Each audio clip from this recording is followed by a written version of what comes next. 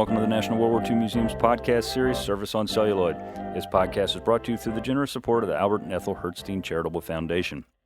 Each week, our in-house experts sit down with special guests to discuss depictions of World War II on film. Sit back and get ready for the lively debate that will reveal the good and bad of how Hollywood shows the 20th century's most dramatic event. My name is Seth Paradin, historian and digital content manager here at the National World War II Museum in New Orleans. And today our special guests are Abby Edens, Director of Education here at the museum. Hello. Adam Foreman, Student Program Specialist. Hey, glad to be back. And Dr. Keith Huxon, Senior Director of History and Research here at the museum. Glad to be here. Today, we will be discussing the 1970 film Catch-22. Catch-22 focuses on the experiences of a veteran bombardier serving in a B-25 medium bomber group in the Mediterranean Theater in 1944 named John Yossarian. Yossarian is fed up with flying a seemingly never-ending amount of combat missions and tries any way he can to be declared insane so that he can sit out the rest of the war. Film focuses on Yossarian and his plight, as well as the idiotic bureaucracy of the Army Air Forces and the insanity of war. Catch-22 stars Alan Arkin as Yossarian, Martin Balsam as Colonel Cathcart, Art Garfunkel as Nately, Bob Newhart as Major Major, Anthony Perkins, Martin Sheen, John Voight, and Orson Welles. The film is directed by Mike Nichols and written by Buck Henry based on the book by the same name written by Joseph Heller. The film was not a commercial or critical success at the time of the release, but has gained considerable popularity since. So as we always do, and Adam, I'll start with you because you're sitting directly across from me. In your opinion, how accurate is Catch-22? Man, you always start with me. I do. Okay, so it's obviously a work of fiction. So it isn't, the base that they were on is not a real base. The space that they were in was an imaginary space, right? So it wasn't really accurate in that sense. What I found most accurate was the telling of trauma and the trauma that people experience in this really horrific war. But it's really important to keep in mind that the author in the book and then in the screenplay really intended to exaggerate everything. No doubt. Keith, what about you? I would agree with Adam's assessment. I would go further, though, because to my mind, this film really was a work of art in the minds of the people that made it. They don't approach it. I'm a professional historian. They do not approach it as a work of history. Just like Adam said, I think it's more about the emotional experience that they're trying to portray here and make a impact with beyond the historical circumstances of the American war in Italy in World War II. I think, though, that I would argue that even although some of the emotional experiences that are portrayed here are certainly accurate, some of them really do push the envelope, and I found a little bit, unbelievable. The Syndicate, maybe? Perhaps. Eminem. What about you, Abby? Well, and I agree with both Keith and with Adam as well. It definitely is a piece of fictional literature. I did enjoy, how it kind of jumps around and how it's, very artistic in that way of storytelling. I think it's very interesting also that Joseph Heller did serve in World War II, and how that also shapes how he looks at, portraying that in his book. So looking at the missions and how many missions he flew as well, I think that also, kind of lends to it that, that kind of experience of being up in the airplane and being a bombardier, that definitely comes through for me. Yeah, I mean, Heller was a bombardier, and he did serve in the Mediterranean Theater in B-25. So, I mean, he's writing this from a little bit from his own or he wrote the book rather from his own perspective, and the movie's obviously heavily based off of the book. But I'll agree with everybody here. I think there's a lot of exaggeration and a lot of the things that they show, but then there's a lot of truth too.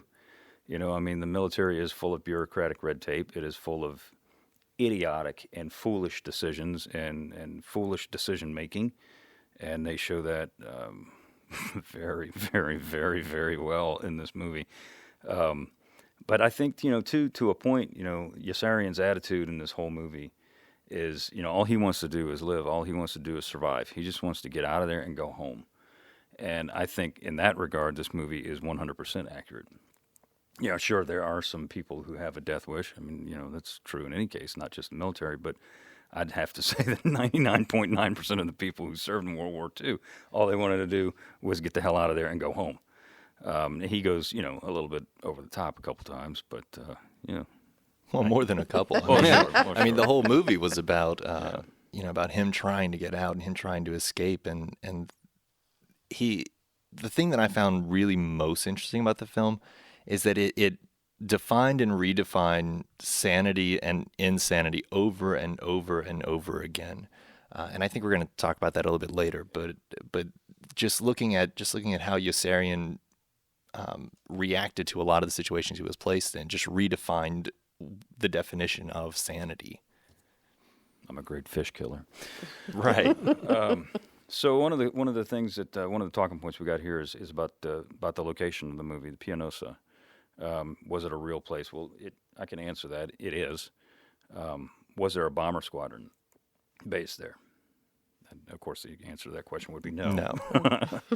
Anybody got any idea as to where, you know, the real place he might have been referring to would have been? Anybody? Nobody? This is a quiz. Was he at Foggia?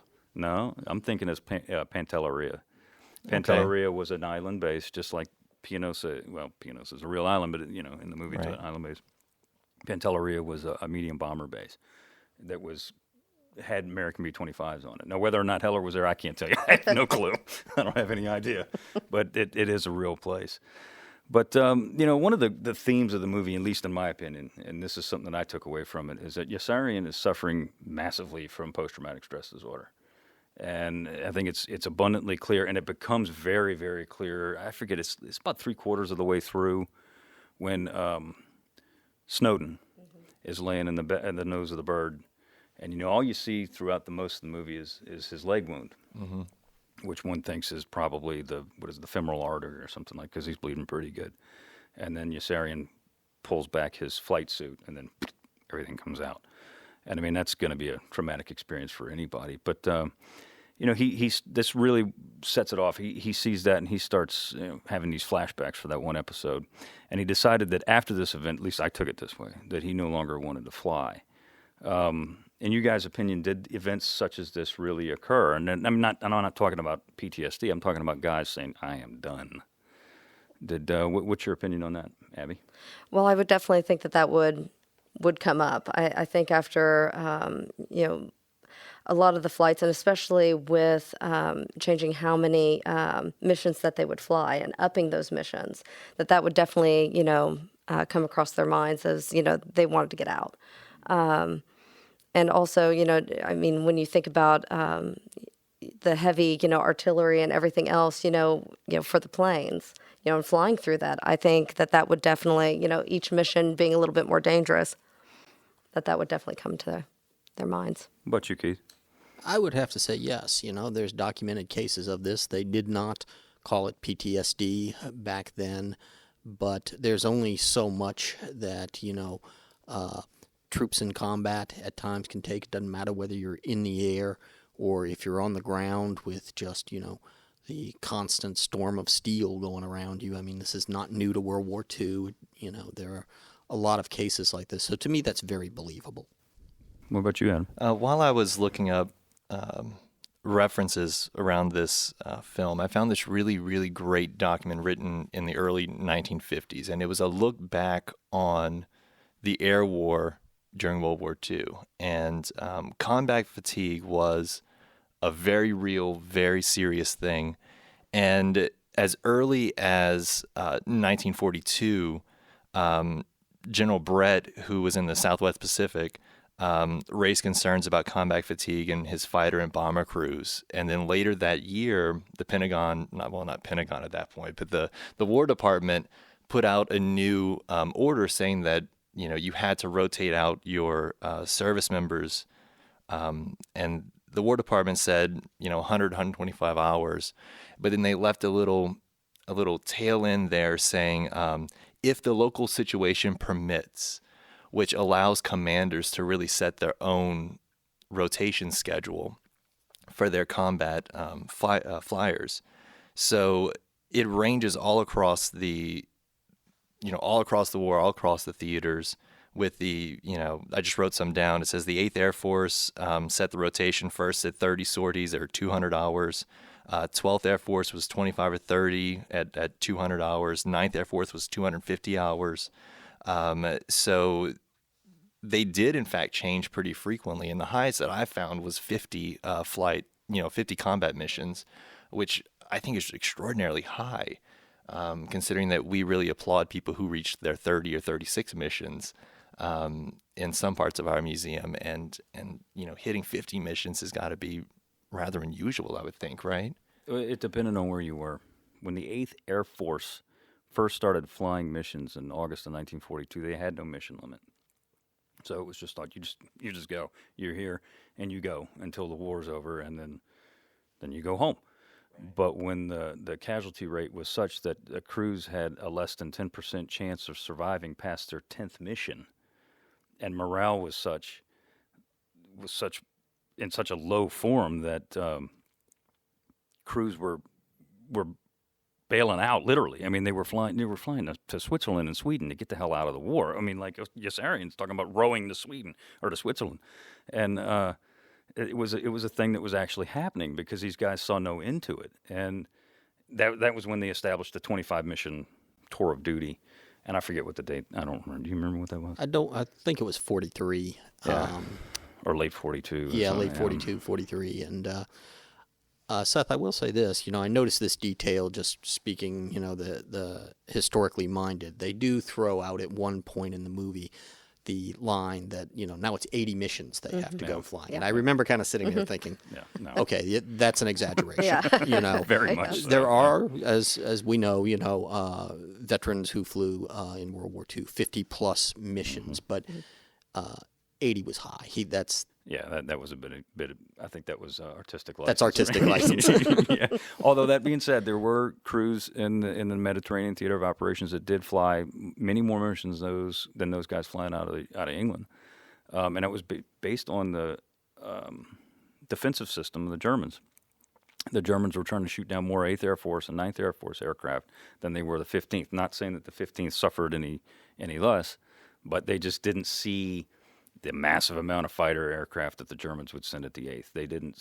Some targets had a lot more anti-aircraft, but they just didn't see as much of the enemy as did the 8th. So their mission total was higher because they weren't suffering as high casualties. But you're right, Keith, 80 missions isn't going to happen. But 50 missions, hell, Rosie Rosenthal from the 100th Bomb Group flew 52.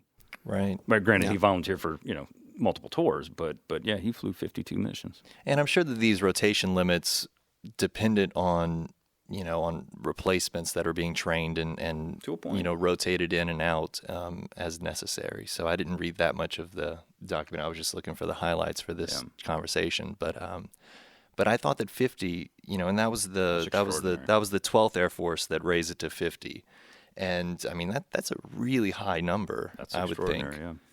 Just to Adam's point, that's an absolutely, vital part of the war in historical reality. Seth and I have talked about this many times in the past, that the German and the Japanese, pilots flew till they died, essentially, and there was no turnover. And this was part of the American advantage, was that we had the, insight that we took our best pilots, particularly in the Pacific, I'm thinking of, dive bombers and guys like that the ones that were flying at Midway in 1942 are not the ones who are flying in 1944. We sent those guys home. They had combat experience. They trained new pilots who then came in and flew later, and we were able to grow our crop of pilots, and it gave us an advantage over the enemy. Absolutely. Well, speaking of combat fatigue, which we talked about briefly, when did the United States military start addressing combat fatigue? And we'll talk about World War II. Let's stick to World War II because that's a subject that we could talk about ad nauseum even today, obviously. But when did the United States military start addressing combat fatigue, or PTSD, if you will, in World War II? When did you guys start seeing some of this stuff? So the first reference that I found was pretty early 1942. I'm not sure if anyone else found anything different. I did not. The first thing I saw, at least I was looking at Europe. I was not looking at the Pacific, I have to say. I was just looking at Europe. First thing I saw was 43. Right. And that's when they officially, and I'm doing air quotes here for those who are not in the room, officially started to recognize that as an issue. And the 8th Air Force specifically established these, if anybody's ever seen Downton Abbey, the huge abbeys and chateaus, I don't know what the hell you want to call them, but those things, they started establishing what they call flak houses and flak farms for the bomber crews and the fighter crews too. And after X amount of missions, or if there was a particularly bad one, they would send a crew, or 2, 3, 4, 5 crews from the 100th Bomb Group, say, to this flak house to basically just lay around and do nothing for 3, 4, 5 days or a week or something like that. So, and this was in 43 when these were first started to pop up in Europe. But I don't know about the Pacifics. You said you found 42? Yeah, so General Brett was stationed in Australia in 42, and his flyers were in the Philippines and in Midway and those kind of very, very early battles. And it was pretty early in 42 that he's raising the red flag, saying, "Look, my guys are tired. They've been fighting in the Philippines, and my guys are tired. And he, I think it was in July or late August of 42 that the War Department finally paid attention and sent in this new directive about combat fatigue. So that's the earliest that I found. So I don't know if anything was earlier. Yeah, I mean, 42 is going to be pretty dang early for the United States military. One of the things that I found very interesting was also, the movie Let There Be Light, which John Huston directed. And with that particular film, of course, documenting soldiers returning from the war and, the combat fatigue, combat stress, which I was unfamiliar with until I actually watched it. And I've only watched sections of it. It's roughly about an hour, and it's the actual soldiers and their psychiatrist, and talking back and forth, and just and actually seeing their responses was just actually very moving for me. So to actually see that in person. It's a figure I came across is that in 1945, the Army Air Forces let out a report that there were over 40% of their medical discharges were due to psychiatric cases. 40%? 40. Wow. 40% of their discharges were psychiatric cases. So, I mean, that'll tell you something right there. If they're admitting that in 1945, that's probably significantly more than 40%, to be perfectly honest with you. And it makes you ask the question, how many other discharges weren't exactly identified as psychiatric? Well, another, right? Over 500,000, 500,000 troops Wow. were treated or noted for having psychiatric collapse during World War II. And that doesn't differentiate between Navy, Army, Air Forces, Marine. It's just as troops. So God knows. But I mean, that's 500,000 people. I mean, that's a lot of folks, man. I mean, that's, And the phrase there was during World War II. So think about the years following. I mean, because PTSD can be set off by any number of things. I mean, there are soldiers today that still, struggle during 4th of July with fireworks. And so think about the years following the war where you may not have shown symptoms during combat or during the war that you're dealing with this stuff. It's when you come home. Years and decades after you get home. When you start thinking about it. And I agree with that, Adam, because right now, as you guys all know, we do have that exhibit right now at the museum called in memory of what I cannot say, the art of Guy de Montlar, who was a French commando at Sword Beach on D-Day. And it wasn't until a car accident that triggered, memories of World War II and especially of D-Day. So it can come on definitely a lot later. So. And one other point I'd like to make to the numbers we were talking about here is that 500,000 may not actually sound like a lot to a lot of people who may know a little bit about, World War II, and they say, oh, but there were 16 million people who served in uniform, so that's like, and you do the numbers, 1/16, 1/32. Well, if you do the numbers, it's really about 3% of the 16 million that are there. But what you have to understand, of course, is that something like 7 of those troops were behind the lines, servicing more than that. the combat troops who actually were experiencing the troops, and suddenly that number grows much higher. This is not an uncommon thing, you know. No, that's an excellent point. I mean, I remember reading years ago, and this might not be the exact number, but it was something like between 12 and 14 men were behind the lines to serve every single trigger puller. And that wasn't just infantry. It was actually even more for the Army, Air Forces, and the Navy. Because if you think about the Navy, if you're a carrier pilot, you're one guy in an F-6F.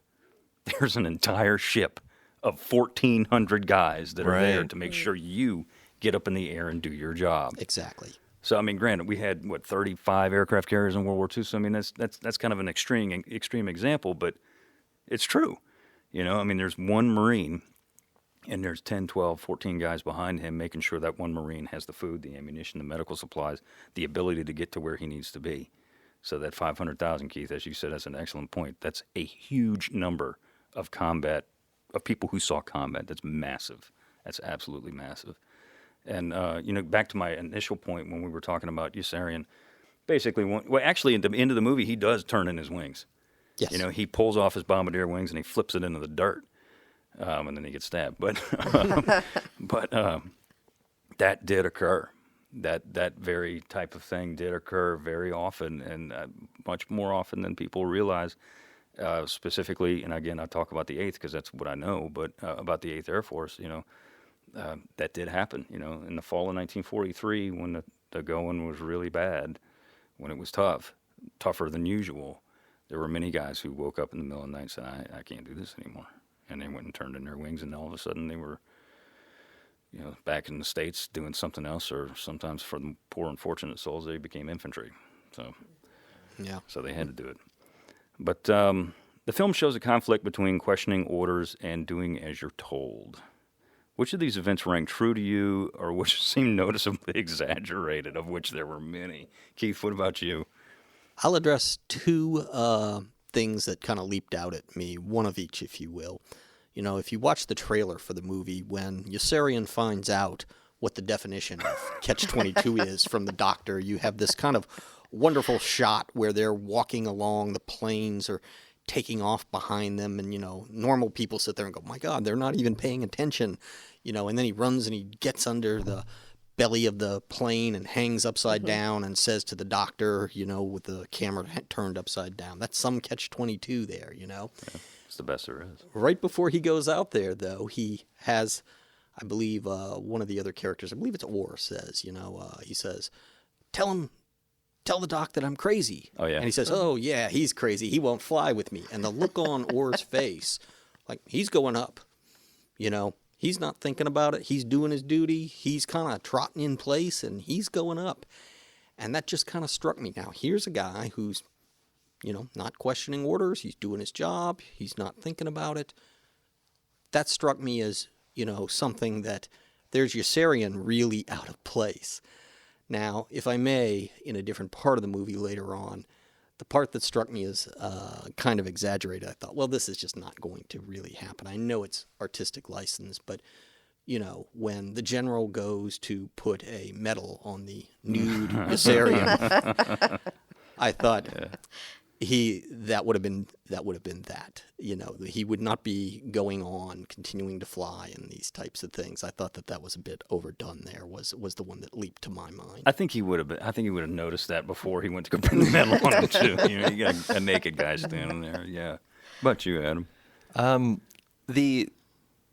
The oddest part for me was whenever the navigator left his station and climbed into the nose of the bomber with Yossarian. And this is right after he found his parachute was missing, right? And everyone's like, oh, it's no big deal, we'll be fine. And I just don't think that equipment would have been that mishandled, right? I mean, I don't think the Army Air Corps would have allowed a team to go up without their parachutes. I mean, I don't know, but I feel like that's kind of a big exaggeration leading into this, the conversation about the syndicate and the black market that arose.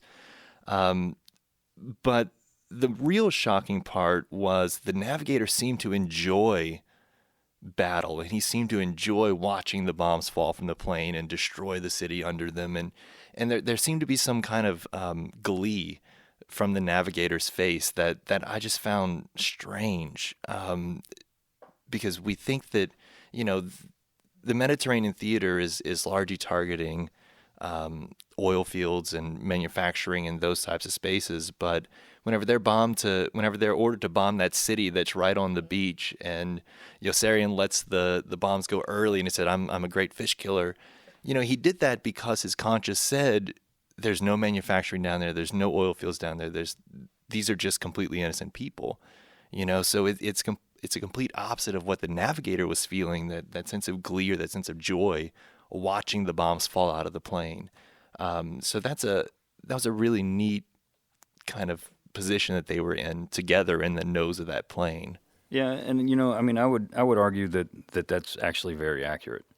You know, I mean, there were guys who did not want to be doing what they were doing, that had serious moral conflicts about dropping bombs on innocent people. Because I mean, even if you're bombing Berlin and you're bombing the Erkner ball bearing factory, there's civilians down there who aren't doing anything to you.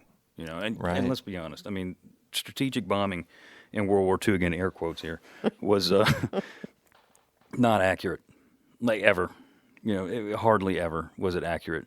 And you're going to get a lot of innocent people killed. So, I mean, there's going to be people who are going to say, you know, yeah, this is my job and this is what I have to do, but I'm killing a lot of people that really don't need to be killed. And then there are going to be the people that are going, of which I knew many, who are like, you know what, they got us into this war, we're going to kill them all.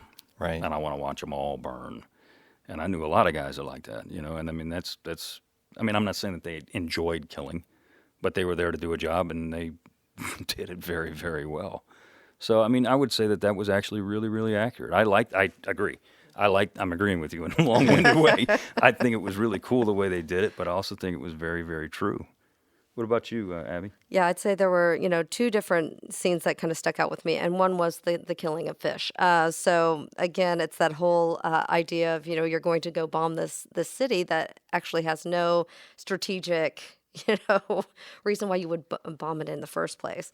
So that was one thing that really stood out to me, and the other was ore, and the mere fact that ore has already cracked up 4 planes, Right. and they're still letting him up there. That just completely just kind of flabbergasted me that, you know, that he's just, you know, constantly taking him down in the ocean, and yeah. Well, he was practicing. It's practice. He's practicing, Yeah. exactly. Right. But, you know, again, there were guys that did that. I'm not saying that they were practicing putting it down in the water so they could row to Switzerland, but there were guys that, you know, they were called German aces or Japanese aces, depending on the theater, because they cracked up so many birds. They cracked up 4, 5, 6, 8 birds, whatever it was. And their buddies call them, oh, you're a Japanese ace now. You've taken down more, you know, of our own damn planes than you have of the enemy. And so, I mean, again, that was something that did occur. I think the over exaggerated scenes in this movie, of which there were many, to me, were the scenes with the syndicate. I mean, was there a black market? Yes, of course there was. Was there one that was that all-encompassing? I would have to. Well, I'd be hard pressed to say yes. The mere fact stuff that they were bombing their own base. Well, yeah, there's that. Yeah, I mean, outside of the mafia, I wouldn't imagine that there was a black market that really had that much control and that much power. They had their own airplanes, for Christ's sakes. You know, they put their own markings on the B-25s. Right. I mean, I think that was a little bit. I don't know. I didn't care for that part. Well, of the film. I mean, at one point he even took the replacements that were supposed to go and replace the flyers. He took them and kind of made his own security service to guard the brothels that he was now running. You know, so, and those were all the replacements that were supposed to replace Yossarian and his crew.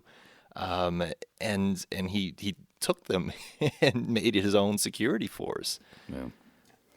Here was a part of the movie that this really struck me, that from, you know, a filmmaking perspective, when they addressed the black market, you know, watching the film, I couldn't help but be aware of, you know, really how this film, it's set in World War II, but it's so influenced by the Vietnam era. Oh man, yeah. Yeah, and there's that one scene where Milo comes driving in through the streets, and the way that Nichols shot him, he looks like Hitler in the front of his touring cars, you know? And I Yes, he remember does. watching this and thinking, yeah, there's a little moral equivalence here that I understand what he's getting at with the absurdity and the craziness of war, and this is, this statement against American capitalism, but this is really an exaggerated case and not historically accurate. Yeah. And I also found it just, really not the best case to put forward in all of this. I thought that part honestly was overdone, but that's my opinion. Yeah, I would agree with that. I mean, the way he was lit, too, it was very Leni Riefenstahl-esque, Yes. if you will. Yes. Milo Minderbender. You Yes. talked about you brought it up, the black market, we all did.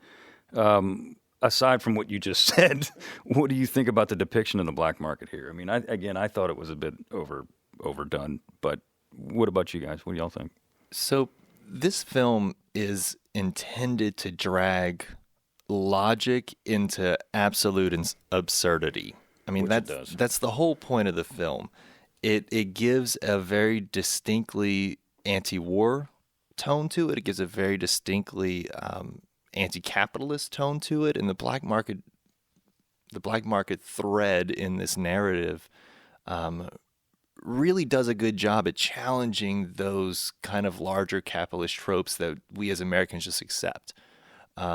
So I actually didn't hate the black market part of it. I thought that it was important in the context because it does play such a large role in the book itself.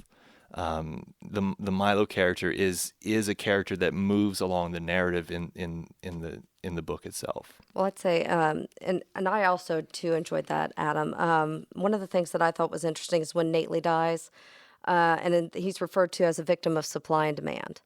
And to me, that was really interesting to me because throughout this entire movie, what I kind of got from this was that the troops started being seen less as people and more as a commodity. And to me, that really hit me hard, and especially when they were talking about Nately's folks and the mere fact that they've been investing, all this stuff, the syndicate has been investing for all of these troops, but Nately dies. And the whole thing was, well, but Nately's going to get the money. Well, Nately doesn't have the money. Well, then, his wife or his children will get it. Well, he wasn't married. Well, then his parents do. Well, Nately's parents are already, wealthy. Well, then they'll get it. It's the whole idea. Yeah, then they get it already. And that to me just really kind of, punched me. So much I was writing it down almost word for word during the movie. And to Abby's point, I think this is one of those films that's supposed to be known for this sense of dark humor, where you're watching things that are really horrific, and it's supposed to be okay to laugh. Maybe, I don't know, thinking about things, to Adam's point, with the absurdity of it all. I mean, one of the things that got me in this, because I thought, well, this is just idiotic, it wouldn't happen in reality, is when Milo says, I have this crop of cotton that I've got to sell, and I'm going to soak it in chocolate because everybody loves cotton candy. And he really believes it. Mm-hmm. And it's like, okay, I get it that this is supposed to be over the top that way. And we should be laughing. Mm-hmm. And in that particular instance, well, you think that would never happen. But with things like insurance and the bureaucratic screw-ups, and this is supposed to happen, but then you get caught in this red tape nightmare. Well, we all know that those type things do actually happen in any sort of large, organization, be it military, business, et cetera, so on. So that part actually does ring true to me. I mean, it's supply and demand, right? Mm-hmm. Whenever there's a huge supply, you have to drive the demand up in order to balance it all out. And that was a really... and then that was the part where he climbed into the tree with Yossarian as he's watching the funeral, right? Of Snowden. Yeah. So he's watching Snowden's funeral, and all he's thinking about is this cotton that I have to unload, and here, try this, and doesn't even tell Yossarian what it is, right? And he makes him eat cotton while he's focused on this funeral of this kid he didn't even know his name, right? He had just met him before he climbed onto the plane. he was naked in the tree, you know. So that really does bring us all the way back to the original point of the absurdity of Milo's character and how over the line he was. And his character, though, Milo's character, I think, is meant to infect the others, because then he gets Cathcart involved. And the next thing you know, you got the Germans bombing the airfield in a deal to move this cotton, you know. Did that ever happen?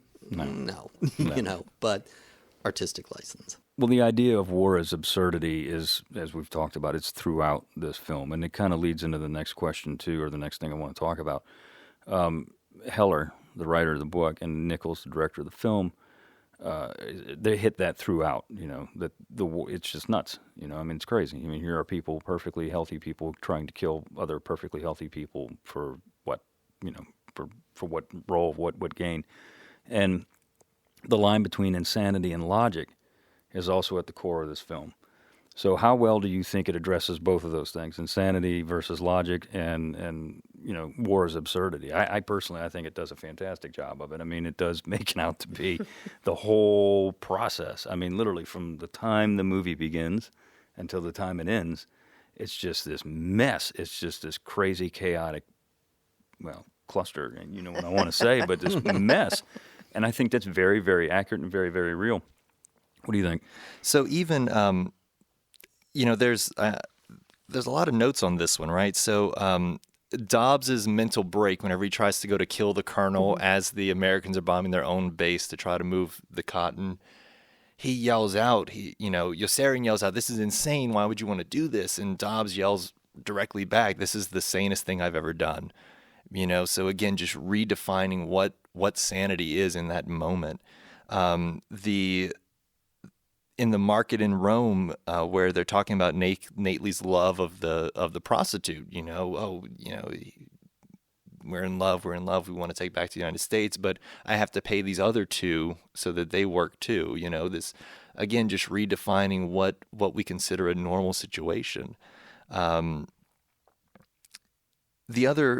The last point I want to make on this too is that Milo's character was actually based on a real person. It was based on a contractor who built faulty dragon's teeth for beach defenses, and the dragon's teeth actually fell apart within a few months. And the military kept buying them from him because he was the most respected man in town, and there was no, repercussions. Yeah, there's no repercussions behind him building and selling this faulty merchandise, and it's war profiteering too. So it hits on all these different types of levels. This really delicate balance between sane and absolutely crazy that sometimes comes into real life with this actual human that Milo is regarded as or built off of. I think the movie sets the tone right at the beginning when there's that famous, really probably the most iconic scene in the movies when the Doc and Yossarian are going over what the Catch-22 is. And if you really sit back and replay it and listen to it, all he's doing is talking in circles the whole time. I mean, he's not making any sense at all. And at one point, Yossarian puts his hands up. He's because he can't take it anymore. Because he's like, geez, this makes no sense. That sets the tone for the rest of the film, in my opinion. Well, Seth, I think one of the things that I found fascinating is that some of the characters seem really sane and at first are really optimistic. And those are the characters that towards the end, they kind of unravel. And while Yossarian, you're sitting there going, well, this guy's insane. And towards the end, you're just like, well, you know, he's really identifying all the insanity around him, and maybe he's the most sane. I think it's just the very interesting, you know, play of characters. Yeah, Yossarian was the most like steady, regular guy of the whole crew. There's that scene, to Abby's point, you know, where I think they definitely establish Yossarian as the sane one, where he goes through Rome and he has this walk where he sees one horrible 9 circles of hell sort of scene after another. It's Dante-esque. And at the end of it, he comes across the navigator who has, you know, killed a woman. And he is, you know, you're you killed another human being. You're going to have to pay for this. The MPs are coming for They're you. coming for you. And of course, in this sort of, Kafkaesque, kind of crazy upside down thing, then of course the MPs come and they're actually there to arrest Yossarian For being AWOL. Right, well, which goes to the heart of the movie, right? I think it is a good point on this. The Catch-22 is a circular reasoning that you cannot get out of. It doesn't make sense, and the whole plot line is about how do you break this, not to go to the end, but, at the end of the movie, Yossarian finds that the only way to break this essentially is to go AWOL, to And desert. flee. Yeah, to flee. It's the only way. You can't live within it. And I will say this very quickly as a historian, watching this movie, I understand that circular logic and reasoning and the atmosphere that is being created there. But, there is one thing that was kind of absent in this movie to me, and that was the enemy, the Germans, which, if you know a little bit about the historical reality of who we were fighting and what those people were about, then you can kind of start to find your way out of that circle a little bit about why we're doing what we're doing. That, like I said, admittedly is the historian in me coming out and imposing order on chaos. But But a lot of it was the point, right? A lot of it was that these soldiers are their own worst enemy. The insanity that war is in fact the enemy. So one other good point that I really want to bring up, Keith, you were just saying about the upside down nature of things. That old Italian brothel owner who said, yes, Italians are the strongest country in the world. And all the guys were like, well, no, we're here. We conquered you. You were conquered by the Germans first. And he said, yes, while the Germans were here, I was pro-fascist. And then the Americans came and I am your biggest supporter.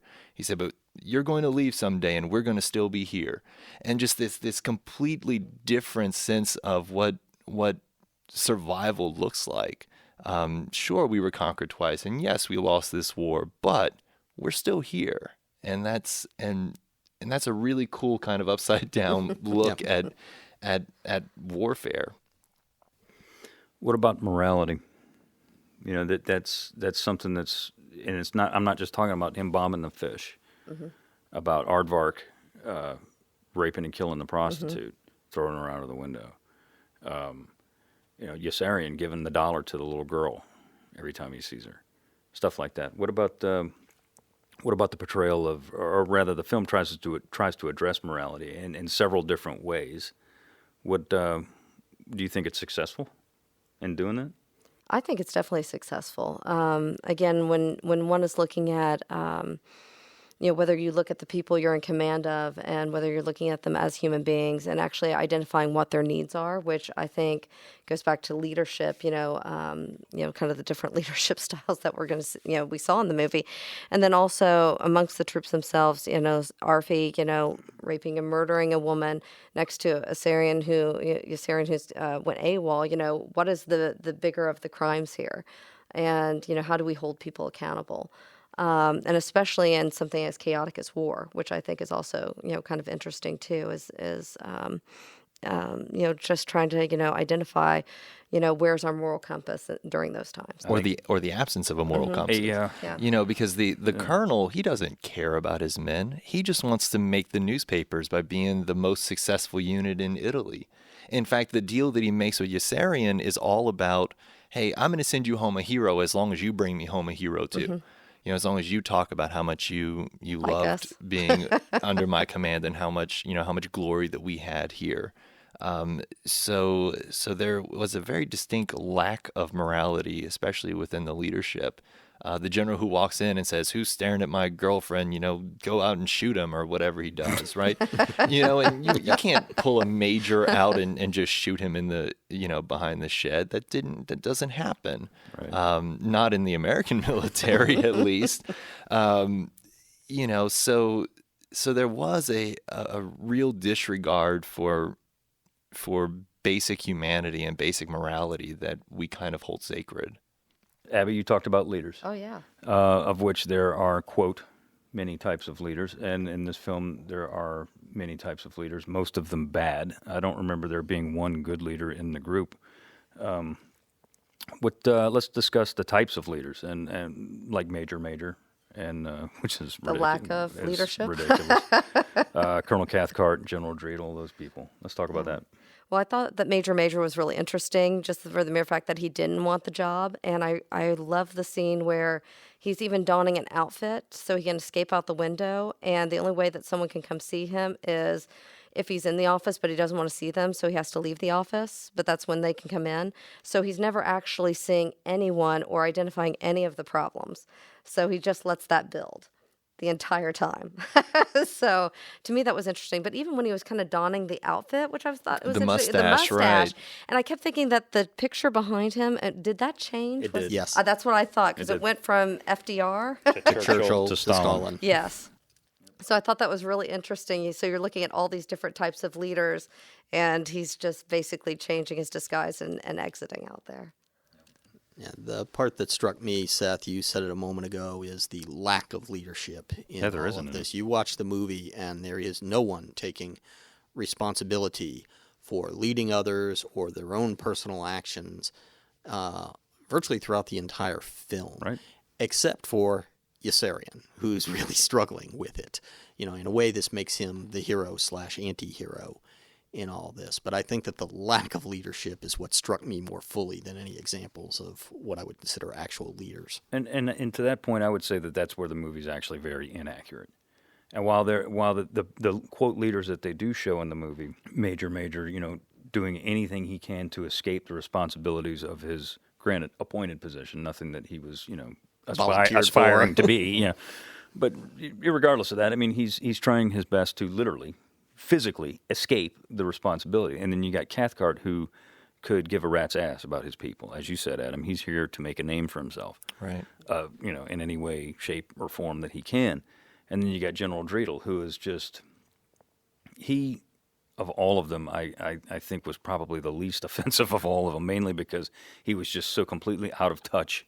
Well, and his With bumbling reality. son, right? His bumbling son who said, "Oh, my daddy, Yeah. he, and then the wave girl who was oddly out of place in the whole narrative. I don't really know what her purpose was, But this idea of lack of leadership and fumbling leadership is a pretty common narrative with anti-war films, especially in the 60s and 70s. I mean, Keith, you said it perfectly earlier whenever you said this was, this has a distinctly Vietnam flavor to it. And there were lots of movies that were created in this time period that had that very same kind of cut and paste leadership, air quote leadership, that we see in this film, because it's a common method in filmmaking to drive home this point of lackluster military leaders, and it's not meant to paint them with a good picture. It's meant to give you a very distinctly negative feeling toward what's happening in your own modern life, which for these folks was Vietnam. I was going to say, to Adam's point about, again, going back to the fact that this is a 60s, 70s, 1970. I had thought about this. I know we're going to talk about MASH in a moment, but the other movie that leaped to mind from 1970 for me was Kelly's Heroes, which Right. is a World War II film. Yeah, Very indeed. different.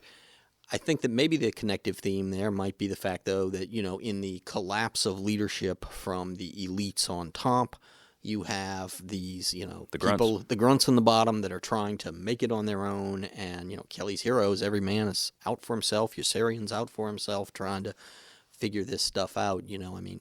It is a certain vision of, I don't know whether I'd call it leadership, but Well, even in Kelly's Heroes, there are leaders. I mean, Kelly's That's a true. leader. Big Joe's a leader. yeah. And his Big Joe's job is to get them through that war alive, as many as he can.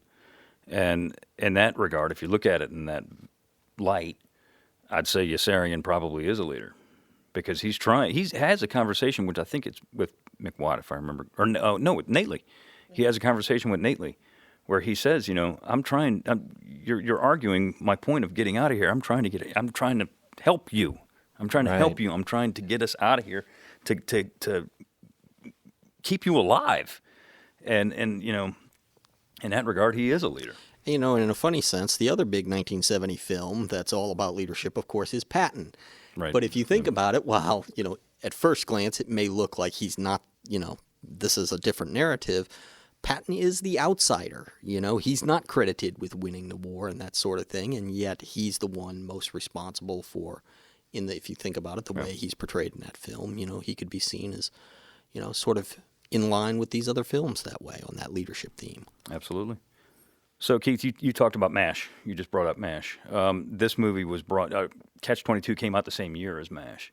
And that's one reason they say that Catch-22 didn't do as good in the box office as it was anticipated to have done, was because of MASH. How do they compare? How does MASH and Catch-22 compare, in your opinion? And what do you think they have to say about the public's feelings towards war in 1970? I think the public's feeling towards war is pretty evident by these two movies specifically, and Kelly's Heroes, that this is absurd. It's insanity, and it's crazy. What do you guys think? So MASH was. I actually had to go back and watch MASH because I knew this question was coming. So I went back and watched MASH as well, and MASH was 1,000 times better than this film. They run in the same vein of that dark comedy. This, people just trying to survive, trying to just do their time and get out. There was even one part in MASH where the major Burns, Yes, Frank Burns. where Frank Burns comes in and says, or maybe it's the woman major. Hot Lips. Yeah, the Hot Lips. Whenever Hot Lips comes in and says, how would the Army ever allow a surgeon like this? And some guy passed by and said he was drafted, he didn't want to be there. I just thought that MASH was just better done. It was just a better storytelling method. It was Catch-22. I found so disjointed and so difficult to follow that it was hard to really understand what these guys were going through, because it was just technically so chaotic. And see, that's what I really loved about Catch-22 is because it was chaotic and it was disjointed, and it really, threw me for a little bit of a tailspin when I was watching it. And so the chaos that was all in Catch-22, to me, not having been to war, don't know what it's like, but to me that was almost what I thought it would feel like, is that constant chaos. So to me, I really enjoyed it. But I loved the dark humor of also MASH as well. Thinking about Alan Alda's character next to Yossarian's character, I think it's, a very, Alan Arkin. Yeah, Alan Arkin and Alan Alda, all together, going back. Oh, well, I'm thinking of the TV show. Sorry. Well, I really love the show too. But thinking back and forth between the Hawkeye character and Yossarian. I had the opportunity. Hulu has done a series on Catch-22, and I know our audience may not have seen all of this because it's 6 episodes long, so obviously they had the opportunity to do a lot more scenes and storytelling in it. I had read the book a long time ago, and so the subject of dark humor, you mentioned McWatt, which has always been the most horrifying scene in this story to me, and there's supposed to be this, dark comedic scene where he's asked to identify the remains of, a guy who's been hit by an aircraft just to give it away, as well as the pilot who then crashed into a mountain and there's like a foot left on a gurney, and it's supposed to be darkly funny that they really expect Yossarian to make an ID on this. And so this is what sticks with me with this film, and why, in a way, I ultimately found it not as good a movie as MASH, is that the humor there's more horror than humor there to me. There's not quite enough there to get me to laugh. MASH, MASH saw people. MASH was funny, but you also had, surgeons who were actually trying to save lives, and there was a humanity there that I didn't feel in this film. And this is where Catch-22 came up a bit short for me personally. Right. So the scene about the scene with them identifying the body, I don't think that made it into the movie. It did make it into the Hulu series. It did make it into the Hulu series. But a similar scene is whenever Yossarian is forced to play the dead son of the dying son of the family who comes all the way from New York to come and be with their son in the last moment. and the family didn't even recognize him. I mean, and that was, I mean, I chuckled a little bit because the mom just was clueless, and the brother just kept saying, "No, Mom, he's just Aryan," and just absolutely clueless. So I kind of did chuckle a little bit at that part, but you know, it's obviously telling us, you know, how much war changes people and how they very deeply, fundamentally change that oftentimes are unrecognizable. I understand the purpose of the scene. I just thought it was more funny than not. So that's a similar scene to the one of the body in the Hulu series. Yeah, I mean, I have not watched all the Hulu. I'm on episode 4. Actually, I'm on episode 5 now. I finished 4, and haven't watched the movie first, and then started watching the series. Not to give it away, but I will. I liked the movie. I think the series is not good at all. I think that there are certain parts of the series that are very good, like when they show. I mean, again, Yossarian's got post-traumatic stress, and when they show in the series why he does, of which there are many times, it's not just one. There are many reasons why he has it, like the guy clinging to the side of the B-25's nose when the plane gets blasted out of the air, or the B-25 going into the cloud and then never coming out. Right. You know, that was very well done. And as you said, Keith, I mean, they had more time to do that, Yes. and I understand that. And they did it very, very well, and that I appreciate greatly. But, like, the character in the series, I want to beat him with a stick. He is such a friggin' coward. It's unbelievable. And look, you know, war is not fun. War is not pretty. War, you're scared all the time. But in the series, he's just such an overwhelming worm, and that he's just doing all he can to essentially let down everyone around him. Well, man, that's really hard to follow. Tell us So how you so I actually liked the series better than the movie. I just found it, and not any of those points that you just made, Seth, are I didn't even think about that part, but I just found it just a better story. I mean, I actually understood what was happening and what was going on. You know, and Yossarian in the film Catch-22, especially going all the way back to whenever he realized he didn't have his parachute, he started banging on the cockpit saying, you know, hey, we got to turn around. I don't have my chute on. You know, let's turn everybody around. You know, so he wasn't exactly the model of bravery No, either. he was not. No. You know, so again, I think the series exaggerates a lot of that. The series with Hulu I found to be just a better story.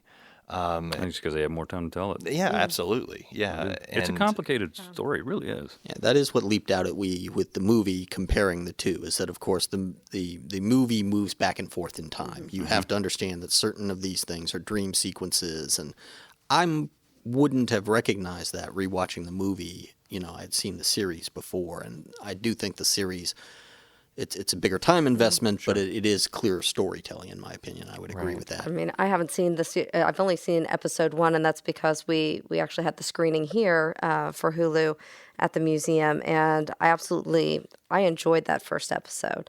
I thought it was really dramatic, especially that opening scene where he's, you know, walking and there's the bombing of the base, and he's completely nude, and he's walking there, and he just starts screaming, and then it's that opening shot of Catch-22, and I was like, that really grabbed me right there from the very beginning.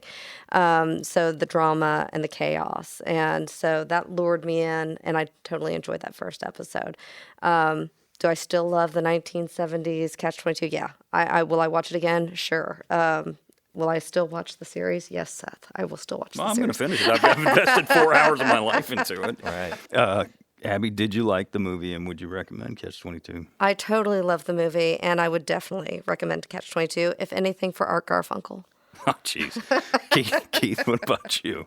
I come down with a qualified recommendation, yes. I think it's one of those, you got to recognize what you're going to get. Yeah, I agree. Adam? Oh man, I'm the only one at this table that hated this movie, right? Look, the disjointed story, the dreadful acting by the cast, makes this film difficult to follow and impossible to enjoy. So I actually don't recommend it. For a better story, watch the Hulu series. Yes, he's much more of a coward in it, but for just a better story, if you don't want to keep scratching your head and having to pause and rewind and figure out what just happened, watch the Hulu and not the 1970s version. Watch MASH from 1970. That was a great movie. That is a fantastic movie. But I don't recommend Catch-22 1970. I'll say this. I liked it. I did. I admittedly, I've seen Big surprise. I've seen a ton of World War II movies, and I had actually never seen this. I'd never seen it until last week. I watched it last week, and I liked it. I liked Yossarian. I liked Alan Arkin, and I thought he was pretty good. There were times where, meh. But in particular, in that beginning scene where he's trying to figure out what is going on with this Catch-22, and he just raises his hands and he goes, I have been there. I have been there many, many times, more times than I'd care to admit. But I liked it. Would I recommend it? Would I recommend it as a historian? No, I wouldn't, because it's not historically accurate to a point. Would I recommend it for somebody who wants to see, granted, an extremely exaggerated version of the chaos of war? No, I wouldn't. because it is. It's extremely exaggerated. Would I recommend it to somebody who just wants to see a pretty good artsy war flick? Yeah, I would. I liked it. I thought it was good. Not my favorite, but I certainly did enjoy it. Now, that being said, I'll go all the way around. Adam, can you give me some final thoughts? Can you sum it up? Yeah, I made a really fatal mistake of watching the Hulu series before I watched the 1970 version. I found the Hulu series to be better produced, better constructed. It had a better storyline. It actually followed, I think, more closely to the kind of spirit of the book. Yeah. It didn't follow the book exactly, but it was more the spirit of the book than the 1970 one. So yeah, thumbs down for me. Keith? I guess at the end of the day, it's a movie about chaos. And if you can walk away with watching something that's just chaotic at the end of the day, with maybe, not a clear resolution, if you like films like that, for whatever reason, be it,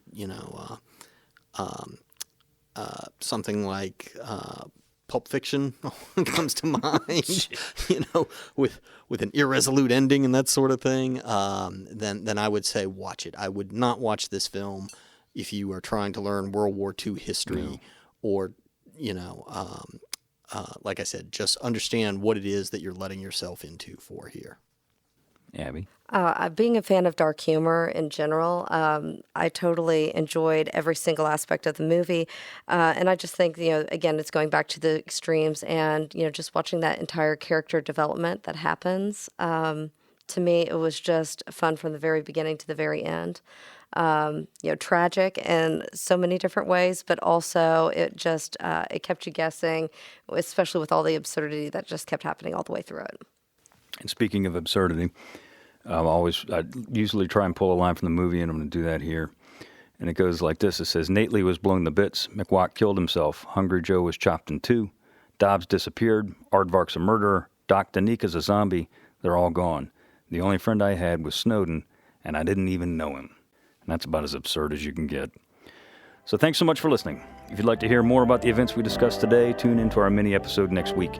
You can follow us on Facebook, Instagram, and Twitter at Service on Celluloid. Be sure to rate and review us on Stitcher and iTunes if you like what you hear. I'd like to thank everyone who made this podcast possible, our producer, Tessa Jager, and Music Shed Studios here in New Orleans. This has been a production of the National World War II Museum.